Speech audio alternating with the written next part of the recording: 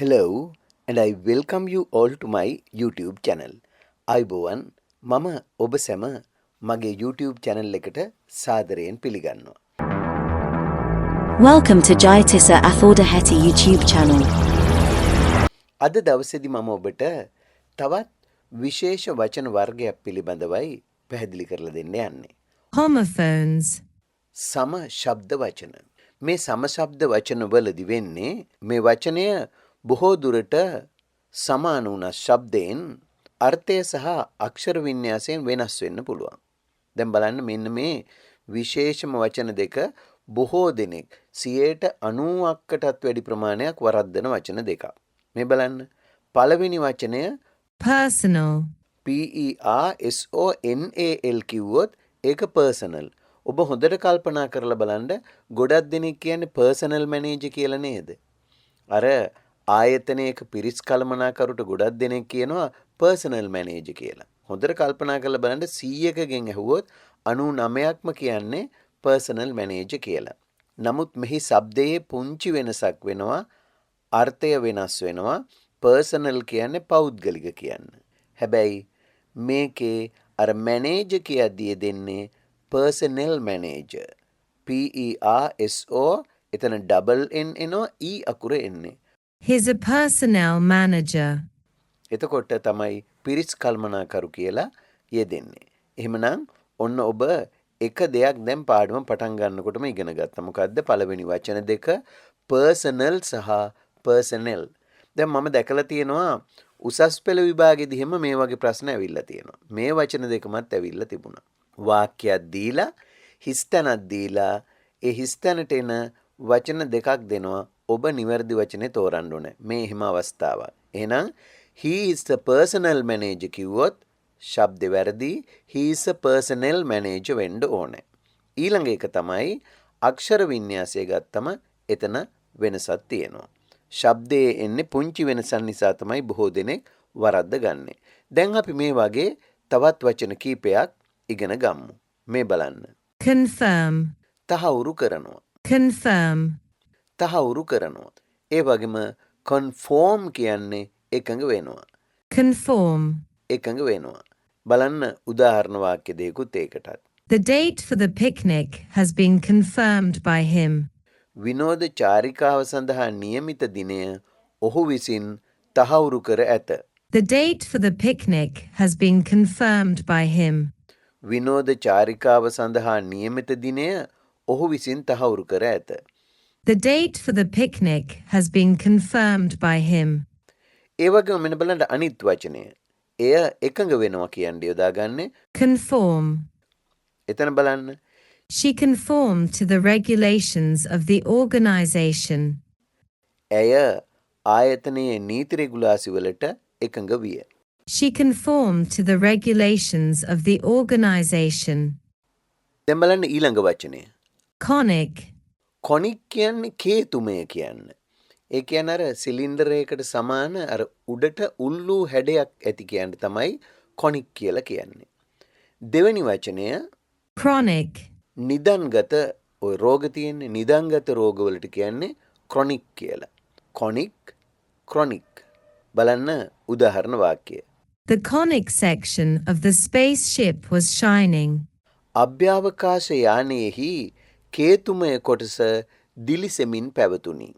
The conic section of the spaceship was shining. අභ්‍යවකාශ යානයේහි කේතුමය කොටස දිලිසෙමින් පැවතුණි. අර උඩට උල් වගේ තියෙන කොටසට කියනවා කොනික් සෙක්ෂන් කියලා. ඒතකොට බලන්න වාක්‍යය. සවන් දෙන්න හොඳින්. The conic section of the spaceship was shining. The conic section of the spaceship was shining. The conic section of the spaceship was shining. අභ්‍යවකාශ යානයේහි කේතුමය කොටස දිලිසෙමින් පැවතුණි. The conic section of the spaceship was shining. මේ බලන්න ඊළඟ වාක්‍යය. Chronic කියන එක. My uncle was suffering from a chronic asthma. මගේ මාමා නිදන්ගත ඇදුම රෝගයකින් පෙළුණි. My uncle was suffering from a chronic asthma. මගේ මාමා නිදන්ගත ඇදුම රෝගයකින් පෙළුණි. My uncle was suffering from a chronic asthma. My uncle was suffering from a chronic asthma. My uncle, mage mama, was suffering, පෙළමින් හිටියා, from a chronic asthma. asthma කියන්නේ ඇදුම රෝගයට. එහෙනම් මගේ මාමා නිදන්ගත ඇදුම රෝගයකින් පෙළුණි. My uncle was suffering from a chronic asthma. මේ බලන්න ඊළඟ එක. Conch.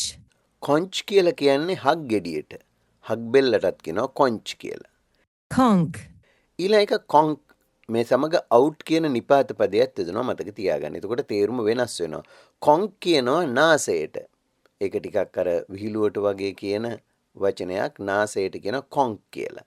හැබැයි conch out කිව්වොත් එයින් අදහස් වෙන්නේ මොකක් හරි යන්ත්‍රයක් එන්ජින් එකක් වගේ හදිස්සියේ ක්‍රියාවිරහිත වෙනවා නතර වෙනවට කියනවා conch out කියලා. එතකොට out යෙදෙනවා.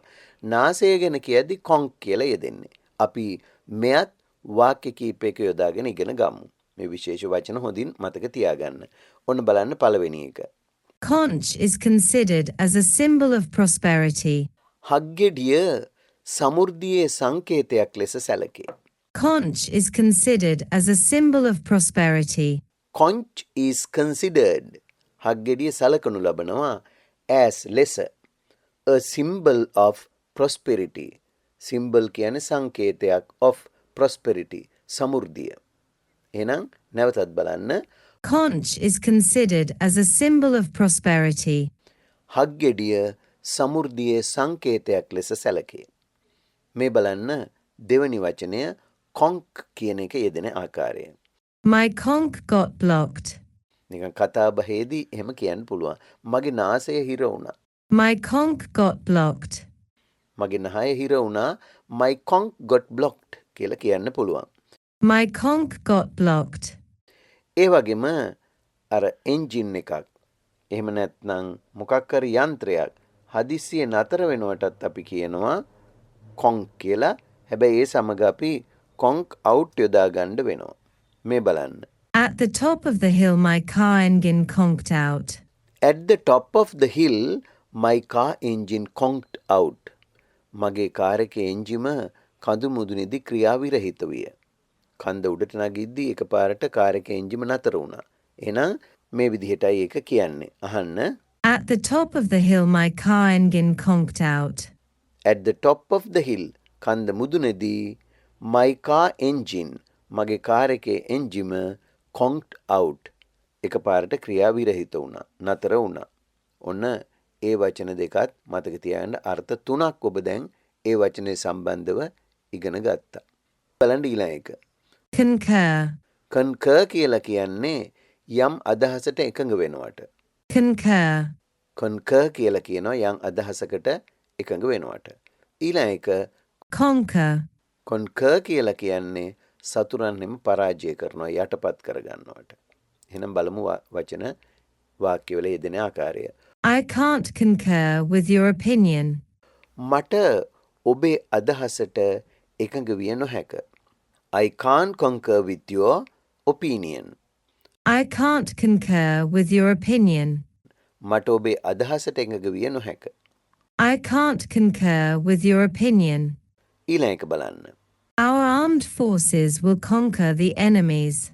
නුදුරු අනාගතයේදී අපේ හමුදාවන් සතුරන් පරාජය කරાવી. Our armed forces will conquer the enemies. නුදුරු අනාගතයේදී අපේ හමුදාවන් සතුරන් පරාජය කරાવી.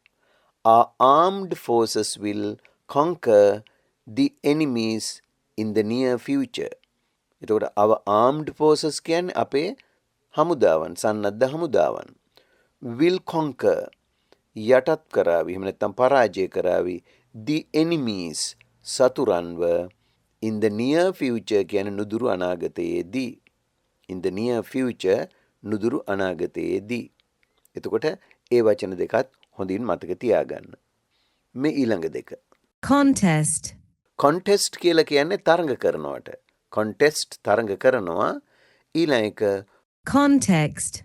context කියලා කියන්නේ වාක්‍යයක පෙර හෝ පසු යෙදෙන වචනයකට කොටස් වලට කියනවා context එක කියලා. අර්ථයක් ගෙන දෙන වාක්‍ය කොටස් වලට කියනවා context කියලා. එතකොට context සහ contest එකක් test අනික text කියලායි කියන්නේ. එහෙනම් බලමු දැන් අපි මේ වචන දෙකත් වාක්‍යවල යොදාගෙන. He will contest a seat in Parliament. ඔහු පාර්ලිමේන්තු ආසනයක් සඳහා තරග වදීවි. He will contest a seat in Parliament. ඔහු පාර්ලිමේන්තු ආසනයක් සඳහා තරග වදීවි. He will contest a seat in Parliament. He will contest a seat in parliament. ඊළඟ එක. We can guess the meaning of a word by its context. එතකොට ඔය පෙර හෝ පසුවේදී ඇති වචන වලින් අපට වචනයක අදහස අනුමාන කළ හැක. ඒ කියන්නේ වාක්‍යයක තිබෙන යම් වචනයක් ඔබට තේරුම් ගන්න අපහසු නම් ඔබ දන්නේ නැති අලුත් වචනයක් නම් ඒ අවට තියෙන අනිත් වචන සහ වාක්‍යංශ වලින් ඒක තේරුම් ගන්න පුළුවන්. ඒකට අපි කියනවා contextual meaning කියලා.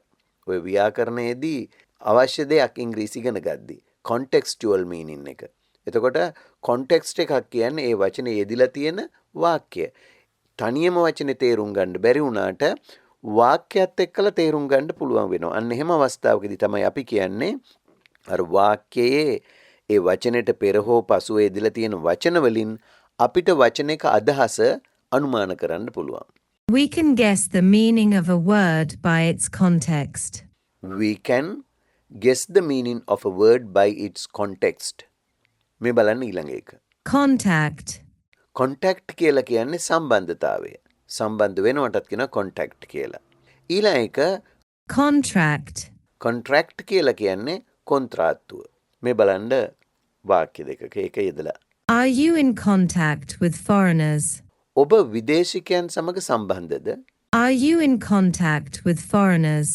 ඔබ විදේශිකයන් සමග සම්බන්ධද? Are you in contact with foreigners?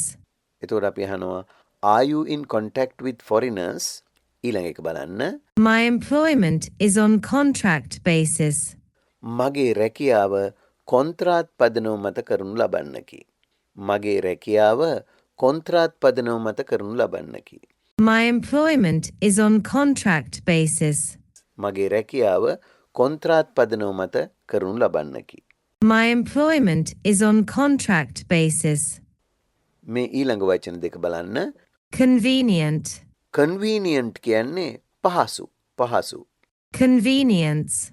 convenience කියන්නේ පහසුව එකක් විශේෂණ පදය අනික නාම පදය. convenient කියන්නේ විශේෂණ පදය පහසු. convenience කියන්නේ පහසුව නාම පදය. Tell me a date which is convenient to you. ඔබට පහසු දිනයක් මට කියන්න. Tell me a date which is convenient to you. එතකොට convenient කියන්නේ පහසු, convenience කියන්නේ පහසුව. convenient කියන වචනය adjective එකක්. පහසුයි කියන්න. හැබැයි convenience කියන්නේ පහසුව ඒක නාම පදය. Your convenience is our target. ඔබේ පහසුව අපේ පරමාර්ථයයි. Your convenience is our target. Your convenience is our target. Your convenience is our target. Your convenience is our target. හරි. එතකොට ඔන්න අද දවසේ මම ඔබට වචන කීපයක් ඉගැන්නුවේ සමාන ශබ්දය දෙන. ඒ වගේම අක්ෂර වින්‍යාසයෙන් සහ අර්ථයන්ගෙන් වෙනස් වන වචන. මන්ද මේවා ඔබට ඊටාම ප්‍රයෝජනවත් වෙනවා. නැත්තම් බොහෝ දෙනෙක් මම දැකලා තියෙනවා මේ වචන වැරදියට පාවිච්චි කරනවා. convenient ඕන තැනට convenience දානවා. personal ඕන තැනට personnel කියන එක දානවා. right? ඒ වගේ වර්ධිනවා. chronic එකට chronic කියලා දැම්මොත් වෙනස් වෙනවා. පොඩි ශබ්ද වෙනසක් තියෙනවා. ඒ වගේම අක්ෂර වින්‍යාසයේ වෙනස්කම් තියෙනවා. ඉතින් මේ වගේ පාඩම් ඉගෙනගෙන තිබීම ඉංග්‍රීසි ලියද්දි ඉංග්‍රීසි කතා කරද්දිත් බොහෝ විට වැදගත් වන නිසා මෙවැනි පුංචි පුංචි පාඩම් ටිකත් ඔබේ දැනුමට එකතු කරගන්න. ඉතින් අදත් සමුගන්න මොහොතේ මම ඔබෙන් ඉල්ලා සිටිනවා ඔබ තාමත් මගේ channel එක subscribe කරලා නැත්නම් දැම්මම subscribe කරලා like එකකුත් දාලා මේ පාඩම් ඔබේ යහළු ඉහෙලියන් සමග share කරගන්න අතරම මේ පාඩම් පිළිබඳ අදහස් උදහස් යෝජනා ඒ වගේම චෝදනා වුණත් තිබෙනවා නම් පහළ කමෙන්ට්ස් වල දාන්නත් අමතක කරන්න එපා. ඉතින් ආයෙත් මේ වගේ පාඩමක් අරගෙන ඔබ හමුවට එන්න බලාපොරොත්තු වෙමින් අදත් ඔබෙන් සමුගන්නවා. Goodbye and good luck.